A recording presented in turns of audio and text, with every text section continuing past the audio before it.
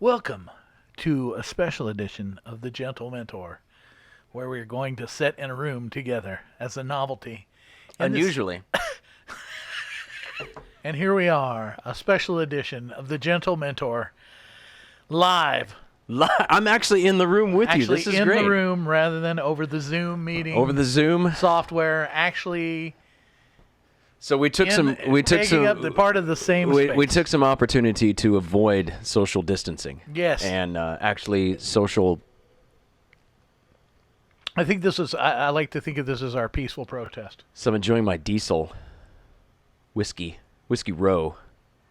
And you got yours is bourbon, is that correct? Mine's the bourbon barrels. And I got the sherry. And that's the sherry cask. It's a little bit darker, but it's nice. More acrid for certain. Is it more acrid? This one is for sure. Welcome to our library.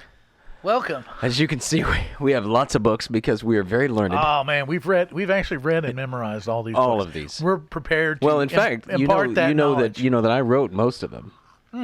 Naturally. We're prepared to impart wisdom and knowledge that we've collected, that we've gathered from reading all these and writing all these. And I was about to say perhaps the best piece of knowledge is not to be in such a small room with cigar smoke. But we're Cigars not. And books. We're not in a small room. We're in this giant, huge, vast a lot room of the smoke here. is probably the books. It's probably just the dust and atmosphere from the books. I think by the looks of this library, they probably should not let us be smoking in it for the fact that some of these books are probably flammable. The old paper probably is. Or very expensive. I'm thinking of that big, I think that's a Gutenberg Bible there behind us. That's what I was thinking, if you dropped a cigar ash on that thing, it would probably go up like that. Yeah, it'd be like those magicians and a dove would come out with flash paper. Well, maybe we should try it. Maybe at the end of the episode we'll set something in here on fire. It has become a really trendy thing culturally. So if you're going to protest. To set things on fire. Wow. Well, we did. That smoke messed with the lights.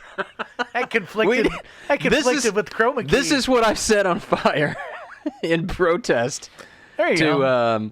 We're not going to take it. I don't know. We've had enough. I don't know what I'm protesting. I've had enough. I've had enough of whatever that is that I've got to watch on the news and listen to people tell me. Because you know what, Doug? What? I'm just too busy for it. You are. I am. We're all too busy. I'm just too busy for it. I'm tired of it. Aren't we all? I think we're all too busy. I don't know. I don't know if we're too busy. Maybe we're just busy enough. I don't know. Are we?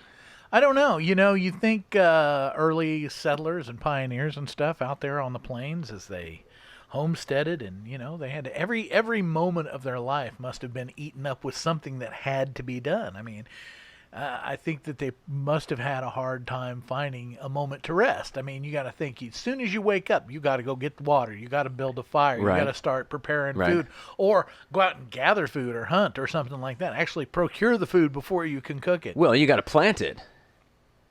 Again. Or hunt it, like you said. Yeah. I mean, and that's funny. I've often thought about that, too. I've often thought, and I'm sure there could be a segment of the population that still live that way.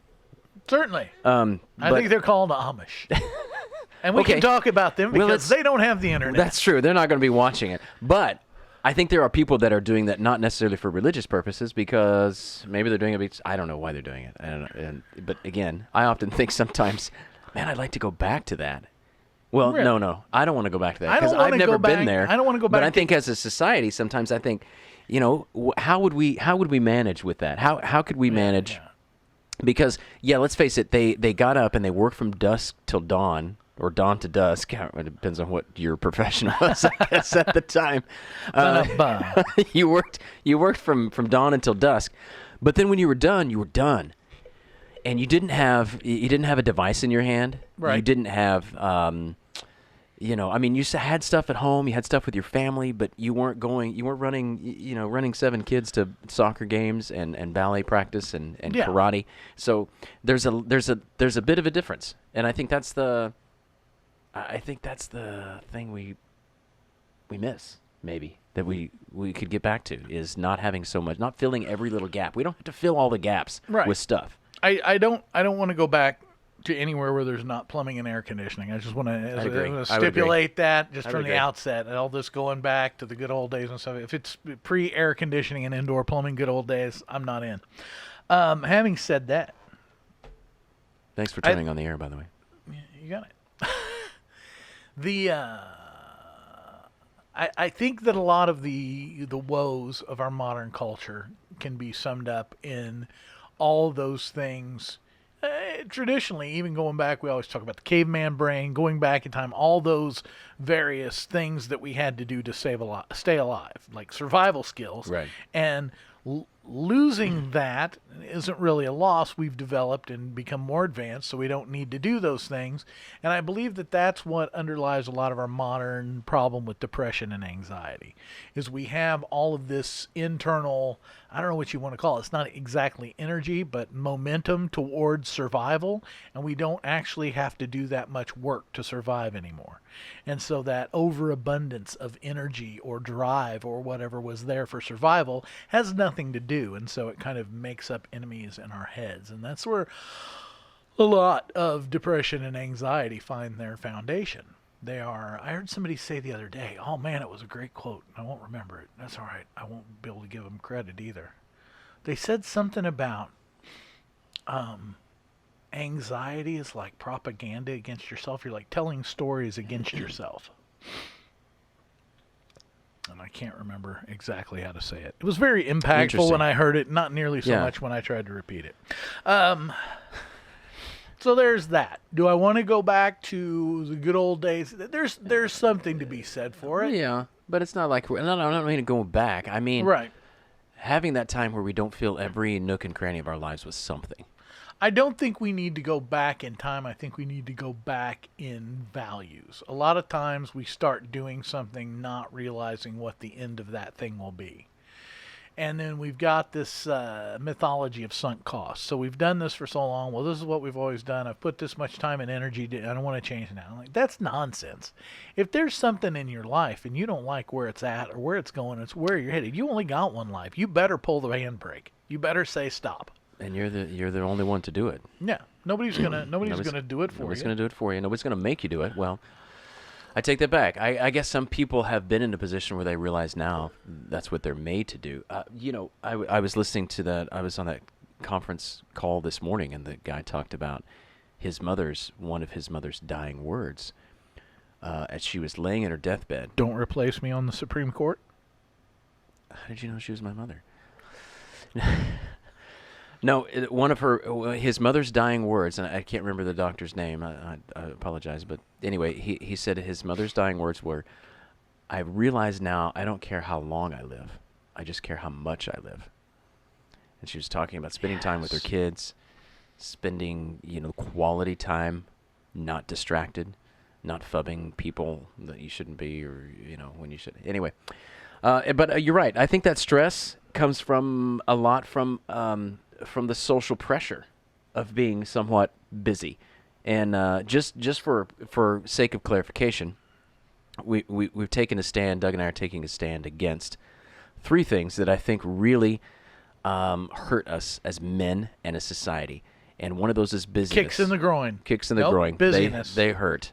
But busyness, division, and comfort, the three things that we really want to hammer out about what's really, really hurting us. And we're gonna talk about comfort later. We talked about division, and division's really easy for people to go, yeah, we shouldn't be divided. And it's everywhere. You don't have to struggle for an example of division. Exactly. And we talked about that in the past previous conversations. But now we talk about busy, and why is busyness a badge of honor, and why do we always have to be talking about how busy we are, and why do we have to make our lives busy? And I think as we get a little bit further in this conversation, we realize that maybe we're not as busy as we really think we are. And then the comfort one we got to really talk about, and we talked a little bit about it. We touched on those in previous conversations. So comfort in the sense of being way too comfortable. We like comfort. I like my bed. I like my comfy chair. You can become addicted to anything. You can. Comfort among You can, them. And comfort can be addicting, and it can be dangerous as well. I think comfort is dangerous when it becomes that sort of buffer from change, from growth, from when it becomes the ultimate goal in itself. You're heading the wrong way. But digress down that rabbit trail. We'll save that topic for another episode. I like it. But I like today, it. let's talk about all this here busyness going on. Let's talk about this busy. Let's talk about this busy background Honestly, we got going on back it is here. busy. Honestly, with the COVID, I think things are probably slightly less busy than normal, but that's all right. It makes an excellent time to think and reflect and grow. So. You know, I've enjoyed. I may have said this in a previous conversation. I have enjoyed my quarantine time. You know, I'm a bit of an introvert. Maybe come as a surprise. And I Shocking. And I find time. I feel shocked. Yeah, okay. Well, maybe.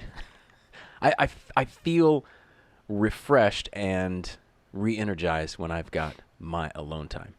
Well, that And I is don't have people. that's the primary difference between when people talk about truly what is an introvert, what is an extrovert.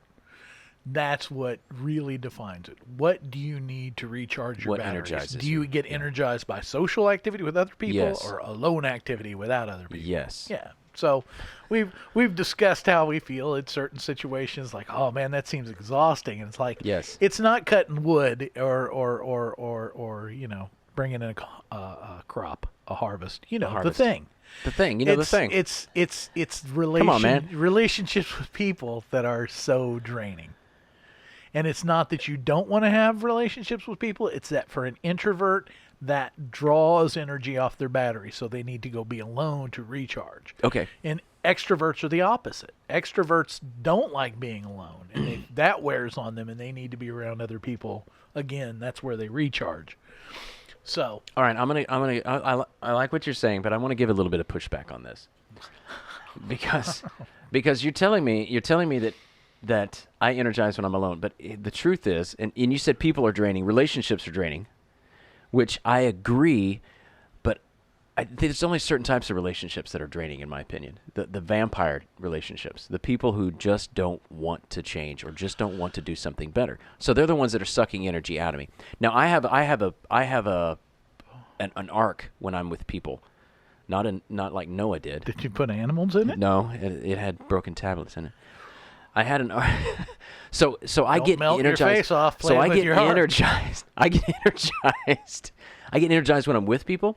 So I start this arc and I start to get energized, and then the longer I'm with them, it becomes draining.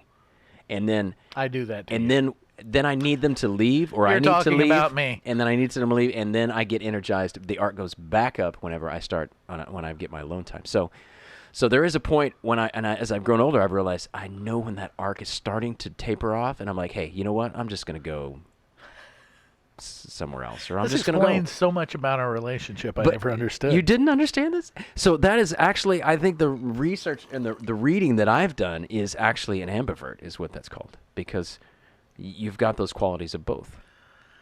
Ambivert. Ambivert. Well, Yes. So isn't there that you go. special? Yeah. So That's look it up. lovely. You can find some Okay. stuff on it. I don't. Probably won't. I wasn't telling you anyway. Oh, yeah. Well, you've written all these books. I'd be dumb Well, of not course. to listen There's to one. you. There's one right back there about ambiversion. Ambiversion? Is it? Which shelf is Oh, Ambiversion. there it is right there. Well, you would have to go to the card catalog first and see. I wonder if any of those globes open And up and this- they've got whiskey in them. In this, of course, they all do. It's our library. Oh, yes. That's right. Every other one's whiskey, every other one's cigars. Ooh. And hopefully there's one's got like pizza or something. Not Yeah. Anyway, extroverts, introverts. well, that's not what we're talking about. We're talking about We're being talking about busy. something else. Being But busy. being busy. And Let's talk about being busy. Let's talk about being busy. All right. Well, I guess we kind of I don't want to call it rehearsal. We stretched. I'd say we stretched on these topics just to kind of get used Yeah, we to took them. a moment and, It took and to, talked about it. and I think it's still valid to say that a lot of what makes busyness, whether the Smithsonian wants to call it whiteness or whatever else you want to call it, what makes busyness for us is our culture, and part of the basis for that is. So can you give us a brief description for those who may not be aware of what whiteness is? No. It's a lot of things that people consider to be things that they don't like about people or things, and then they say that all these things we don't like are because of white people. That's whiteness. But those things that you were reading on that list were actually qualities that people adore in other people. Yeah, but you're not supposed to admit that now because I guess that would make you a racist. Anyway, we're getting way off the thing here. Come on, Joe Biden. Come on, man. The Christian work ethic that our culture is based on. European culture is based on. American culture is based on. Plays some part of that, because the idea behind that was that if you work hard, that God will bless you and you'll prosper and you'll do well. And if you don't prosper and do well, that's because you're not working hard, so God's not blessing you. All my smoke is going right And you on dropped your ash. Oh, no! I know. I don't know if it's necessarily problematic, but it has undergirded this idea that we have in our culture about all the things we need to be and do. And as we kind of discussed earlier, the problem with the Protestant work ethic, the Christian work ethic, whatever you want to call it, Protestant work ethic, is that rather than it being an internal gauge, is it becomes marked up by externals. And what you actually wind up with is this weird sort of peer pressure where my busyness and my prosperity and all these things that I have to go and do suggest a form of godliness, because obviously I must be prospering in order to be able to go and do and have all these things. That's become less of a factor as our culture has gone on, and the whole Protestant Christian thing has kind of been shoved aside in our postmodern age, and that's no longer a thing. But what's very real and always has been is that keeping up with the Joneses peer pressure thing, and that constant need to appear to be up to the level that other people are, whether it's, taking my kids to oboe lessons and salsa dance lessons and ballet dances and soccer games, and we got to go here and we got to be here and we got to do this. It's kind of that keeping up with the Joneses status thing. And that's very easy to do because we're constantly scrolling on our phones, and all we're doing is comparing. We're comparing our life. And of course, you've heard people say it. When you look on their social media, you're comparing your life to someone else's highlight reels, and that's what you see on social media. You say, oh man, they look good, and that, and, the filters and the pictures. And how many pictures did we have to take to get that one perfect pose? There's the old quote. I don't know who it belongs to. Comparison is the thief of joy. Yes, and yeah. Probably some pastor. I don't know who said it, but I think it's... Originally, I've heard a lot of people say it. I don't know who to credit to. I think it's very appropriate. I think it's very true, and I think that's kind of what we suffer from now. Right, but I think the Bible, I think Scripture is very, is very in favor of hard work. True. I mean, our initial foundation of how God worked is, he created the world in 6 days and he rested one. And so that's not, but okay, and we can't compare ourselves to God because, well, we shouldn't. Why not? Well, because we're not We're not God. Well, I find that hard to believe. And some people, well, anyway. So we've God is very, and you see that in the book of Proverbs about putting your hand to the plow and Sure. doing good work and all kinds of things that are very, very, if a man who doesn't work with his hands doesn't eat, those things you see that. So I think that the Protestant version of working hard and being busy is one thing. I think there's a difference between working hard and being busy. Oh, sure. We got to work hard. We've got to have our jobs. We need to work hard, and busyness does not equal productivity. That's also something that's big, and you can see a lot of stuff on the internet about that. That's nothing new about busyness doesn't equal productivity. But yeah, no, I think if anything, there's balance. Yeah, but we've lost the balance. We've lost the balance. Exactly where I was going. We've lost the balance because not only is Scripture very intentional about hard work, it's also very intentional about rest. Yes. And that's something that I think we've lost the art of. We have well, even within the church, which is, I was going to say that was always one of the distinctives. That was one place where the church was different than the world, is the church was going to tell you, yes, work hard, but day of rest. Yes. There's got to be rest. Yes. Even from, like you said, from the moment of creation, it came along, it was 6 days of work and a day of rest. Yeah. But wait a minute, Doug. We only work 5 days a week. In our culture, we only work 5 days a week. I know, because we're awesome. How is that possible? What are we doing? I don't know. What are I we don't doing know for where 2 days? I don't know where we lost that day. If that was the Sabbath scandal when they switched from Saturday to Sunday, was that the same weekend that the Democrats and Republicans switched places or whatever? It may have been. And Henry so Ford. they said, you know what? We don't know which day is the Sabbath, so we'll just take both of them. I think Henry Ford was attributed to giving us the weekend, giving us the 2 days off. Really? So giving us a 5-day week, 5-day work week, and then the 2-day weekend. Okay. And then, and that's not true for everybody. There's people that work 7 days a week. There's people that have part-time jobs and they're working part-time, for different days. And, and hopefully you're not breaking the law by being forced to work more than you should. That's another name for that.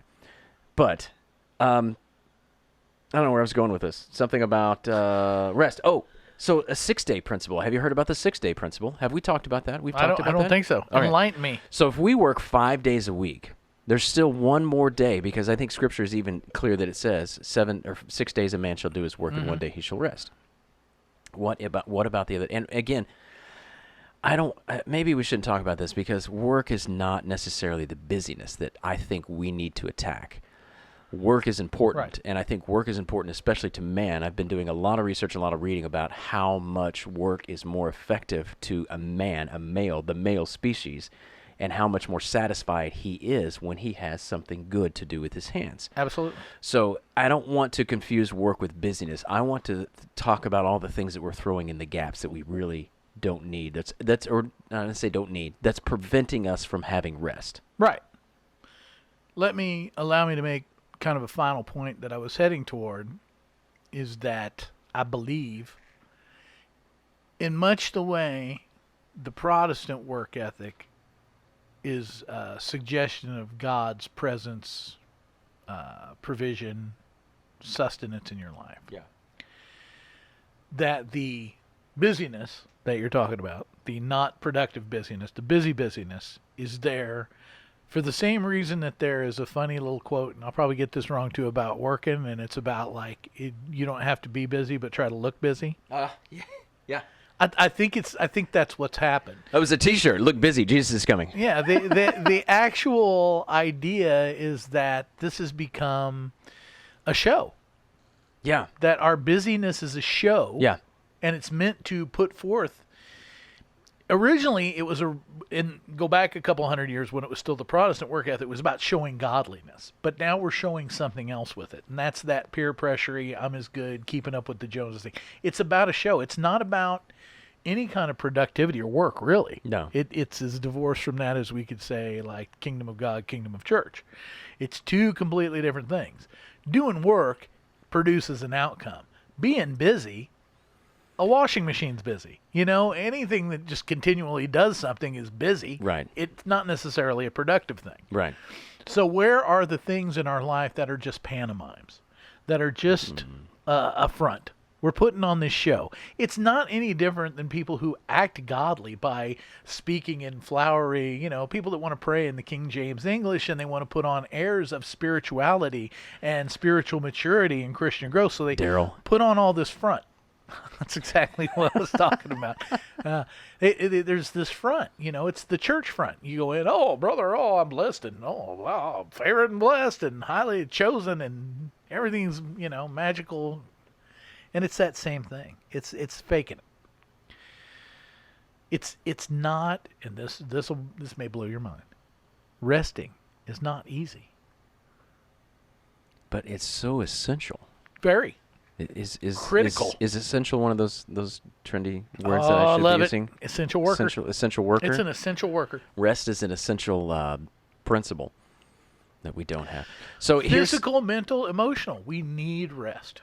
So here's the thing. We've all walked into a coffee shop, and we've run into somebody we haven't seen in a long time, or the lobby of our church, or the Walmart, and hopefully, pray to God you recognize them, even though with their mask on, because I've walked through this a couple times and people are like, "Hey, Mark." I'm like, oh, hey, yeah, how's it going? I couldn't recognize you. It's all covered from here down. This magazine. So we run into people, inevitably, we all run into people in a coffee shop, and we're like, hey, how's it going? It's good to catch up. What's happening? Blah, blah, blah. And here's the thing. For some reason, and I've been guilty of saying, hey, have you been busy? Yeah, I've been busy. Keeping busy? Yeah, keeping busy. Yeah, I've been keeping busy. Yeah, and so I've decided that my response to when someone says, "Yeah, I've been really busy," I'm like, my new response is, "Man, I'm sorry. I hope that changes for you soon. I hate that you're busy all the time. Maybe you can find some time to relax and rest." And then I think let's talk about what we talked about earlier. I know we rehearsed this a little bit, but we hit some really good points. I think was very important about we find time to do the things we really want to do. Absolutely. And when we say, "Oh, I'd love to catch up, but it's really busy," we're really saying, "I don't value human interaction." Well, I think I don't know if we don't value human interaction at all, or if it's just a kind of a base selfishness. It's just Yes. it's not my hatred of humanity or whatever. It's just whatever is important to me, whatever else I have going on, even if that's sitting on the couch watching TV. And you don't fit in. I would rather that. do that than spend time with you, because you might be messy. You might have issues. You might have things you want to talk about, and then I'll have to react to that. And it's a self-preservation thing. I am messy. It's a wall. I'm very messy. We're all messy. We're all messy. And yeah, honestly, we don't get into run into somebody in a coffee shop. We're not going to immediately get into how messy your life is standing in line at the coffee shop Or in at line church, Walmart, or at during church. shaking hands and saying I'm blessed and highly favored. No shaking hands. Yeah, sorry. No shaking hands. No passing the offering. Yeah, do the elbow bump. You're right, and we don't get into that messiness. But there are people. We need human interactions. We need those relationships. There are people who we need to be taking time to go, I want to know about your mess. I want to help, and I want to share. I don't want to share my mess with you, but I don't mind if you look into my mess, because we need that in each other. We're not taking the time to do that. That's what I like about these guys, because they make you slow down. Yes. And they make you go, all right, let's just slow down. All right, we got 45 minutes or an hour, whatever it takes to finish one of these. And you're like, okay, let's talk, let's chat. Yeah. It causes me You to got slow something down. for your hands to do, so you Right. don't have to be fidgeting. Right. You got a built-in fidget spinner. And it's on fire. it's on. Wow, that's great, because we all want to set things on fire today. That's right. Fire is the best. That's how you know this is a peaceful protest, because we're setting stuff on fire. That's right. Yeah, setting things on fire means things are going to change. It's like I said. I think it's a subterfuge. I think it's a self-protection. I think it's once again failing to recognize that the real treasure in life. Man, this is going to sound hallmarky.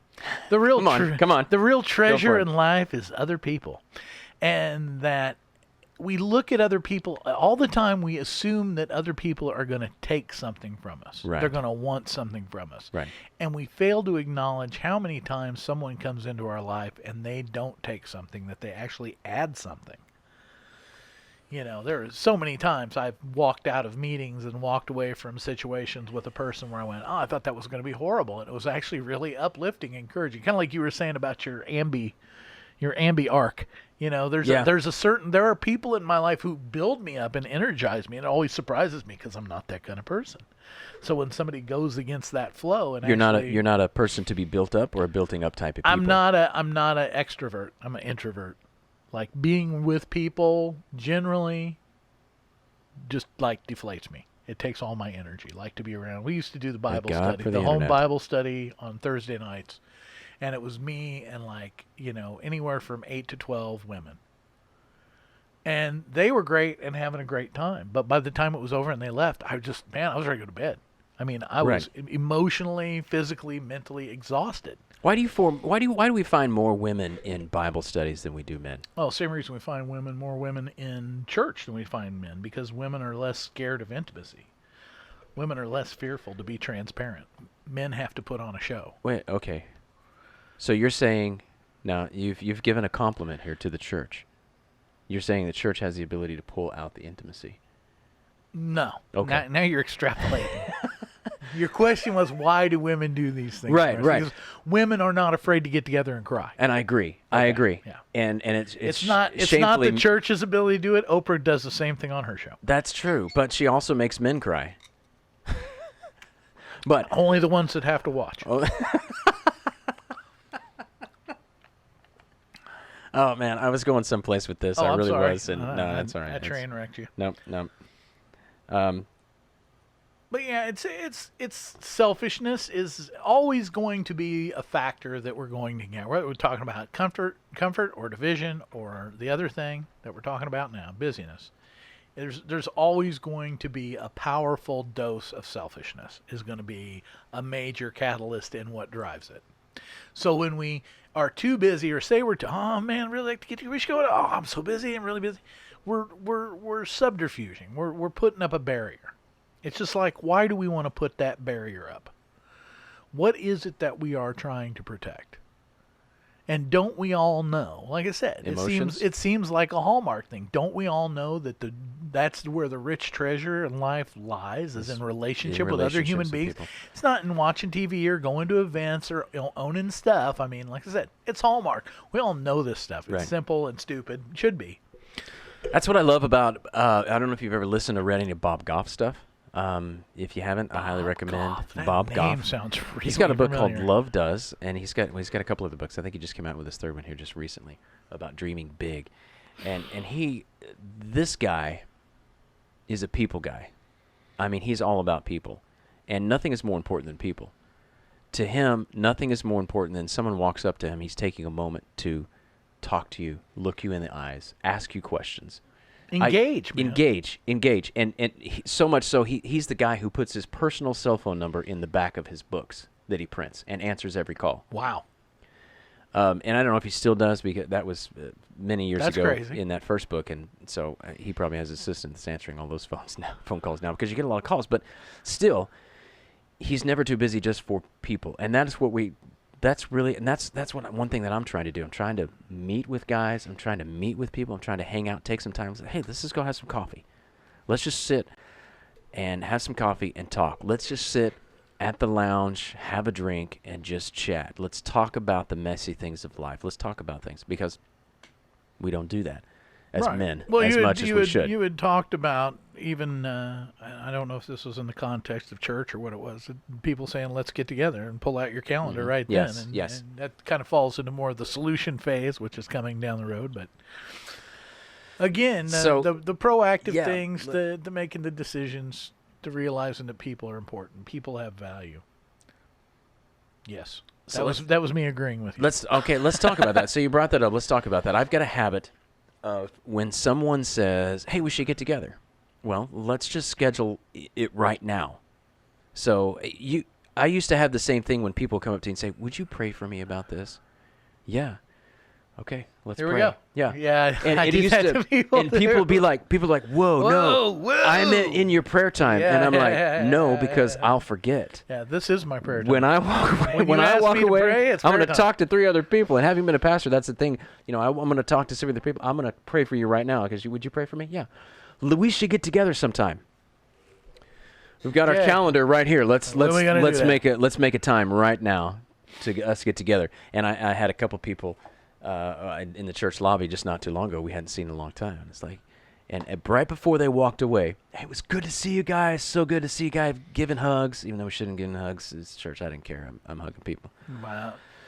So they walked away. Someday I want to have a deep theological discussion about the holy kiss. Someday we're going to get. I don't know. Okay. Where did that go? When did Christians stop kissing each other? I want to bring that back. That's well, I can't remember his name. He talks. John Eldridge talks about that. I think in one Really? of his books, he talks about men just don't kiss each other like we used to. But anyway, back on the We gotta calendar get thing. back to We that. got to get back to that.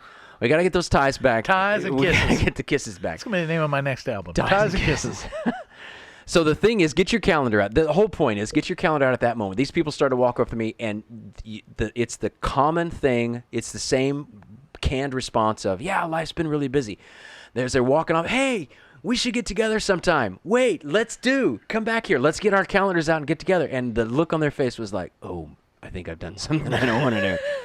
And then funny thing is, they've Then since you're on the hook. rescheduled, I think, in Sure. between that. Yeah, so and that's fine. We're going to reschedule. I'm not going to let it go. But we should do that. If somebody really wants to get together, let's get together. So in my other habit, there's also a polite thing too. Like somebody comes up and goes, "Oh, we should get together." You don't go, "Oh, I'm not getting together with you." Okay. Everybody goes, oh yeah, I'm just really busy. Okay, let's don't go there because we want to go to that complete sentence word that we talked about, that one word sentence. We want to go there, but before we do, I also want to talk about the other habit that I have is when we sit down and I'm having coffee with a guy before we leave, and I started this habit with my wife when we go on a date night or we go on a weekend away. The last thing that we would do before we head home is, okay, let's get our calendars out. When's the next date night? Follow up. Just like when you leave the doctor. So when I'm having that dinner and I'm having that coffee with those people, I say, hey, before we walk off, let's plan this. We can do this in 4 weeks, 3 weeks. What are we going to 2 weeks? Let's just plan this. Okay, same time, same. Yes, Wednesday, 9 a.m. works for me. Let's do coffee. Great, done. It's on the calendar. Copy, paste. We're done. We're there. And so I know I've got that next thing. But so let's go to what you were talking about. What was I talking about? Because you were talking about when someone says, hey, we should get together. Yeah. And then when you realize that that's not the person you need to be spending your time with, that might be a social or a vampire. What's the vampire relationships that are actually sucking life out of you? Right. What should we do? Wow, that's difficult. No is a complete sentence. Yes, but no. But we know these people. I mean, there's one thing between someone you need to be discipling and someone who's just sucking the ever-living life out of you. Now, my wife has for many years been a magnet for what the kind of person you're talking about. Yes. The vampire. I think of them as being like parasite, parasitic relationship, or a virus. Yeah, needs a host. Corona people. Oh. And yes, there are people out there that will just absolutely manufacture endless drama and problems in their own life just to get attention from someone else. The only way to deal with that is to cut it off. That is a cancer. Cut that off. If somebody is coming to you needing discipling and they need advice and they're listening to it, most importantly, they don't have to go with you on everything you say, but if they're willing to actually listen, consider, take steps, possibly do something, that's worth investing in that relationship. Agreed. If all you've got is somebody that always needs your advice, they're always in trouble, and they never rectify anything, never make a change, never adjust, then it's time to cut that off. Right.